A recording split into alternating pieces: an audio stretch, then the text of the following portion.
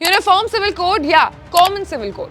अब आप सोचेंगे कि कॉमन और यूनिफॉर्म का मतलब एक ही है, दोनों में अंतर कैसा? लेकिन ये दोनों दो अलग अलग चीजें हैं। क्या है ये दोनों और इन दोनों में अंतर क्या है, आज बात इसी मुद्दे पर करेंगे। नमस्कार, मैं हूं आशीष सिंह और आप देख रहे हैं अनकट।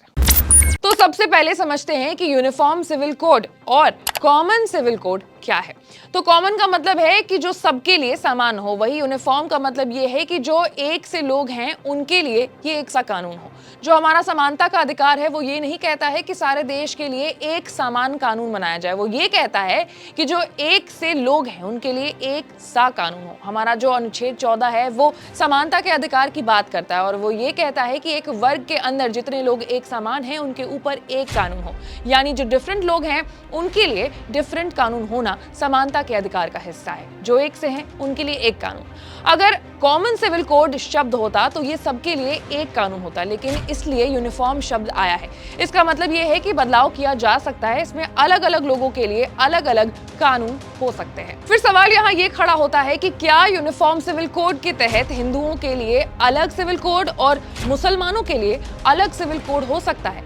तो एक तरफ तो ये बात हो गई कि कानून एक वर्ग के अंदर समान लोगों पर समान होगा, जो अलग अलग लोग होंगे उन पर लागू नहीं होगा। कानून और संविधान इसकी इजाजत देता है कि क्लासिफिकेशन किया जाए, लेकिन जब आप कोई भी क्लासिफिकेशन करेंगे तो संविधान कहता है कि ये सिर्फ धर्म के आधार पर नहीं किया जा सकता है। तो इससे ये कहा जा सकता है कि ये शब्द कानून की पॉलिसी नहीं है कि अलग अलग कानून हो, लेकिन ये मुमकिन है कि हिंदुओं के लिए अलग कानून हो। जैसा कि आज Hindu law, Hindu personal law पर बेस्ड है, उसी तरीके से मुसलमान और बाकी के धर्मों की मान्यता के अनुसार उनके लिए भी उनका पर्सनल लॉ है।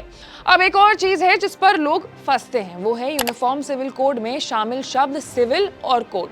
पहले सिविल का मतलब समझना शुरू करते हैं। तो होता यह है कि लॉ में दो तरीके के अधिकार हैं। एक अधिकार वो है जिसमें आपका मेरे ऊपर कोई लॉ है, वो पर्सनल मामला है, ये मामला सिविल लॉ से डील करता है, इसके एवज में मैं आपको मुआवजा दूंगी या फिर सजा होगी मुझे।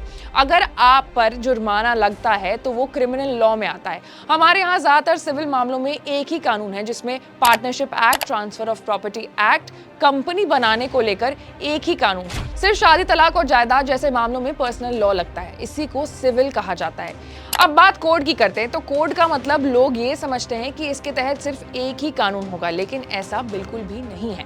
इंडियन पीनल कोड यानी कि आईपीसी देश का एक जनरल लॉ है जिसमें डकैती, हत्या और बाकी तमाम अपराध आते हैं। इसके अलावा हमारे देश में कम से कम 3 से 4 हजार कानून होंगे जो क्रिमिनल लॉ से डील करता है। यूएपीए भी क्रिमिनल लॉ में आता है, लेकिन ये आईपीसी में नहीं है। कोड का मतलब एक लॉ नहीं है, कोड में भी कई लॉ हो सकते हैं। तो ये अंतर है यूनिफॉर्म सिविल कोड और कॉमन सिविल कोड के अंदर।